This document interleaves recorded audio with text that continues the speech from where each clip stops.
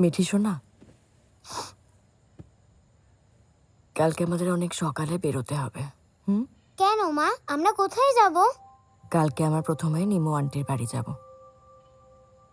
তারপর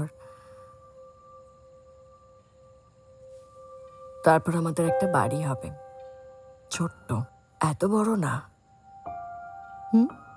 আচ্ছা মা, আমরা যাব, বাবা যাবে না আমাদের সাথে? না শোনা,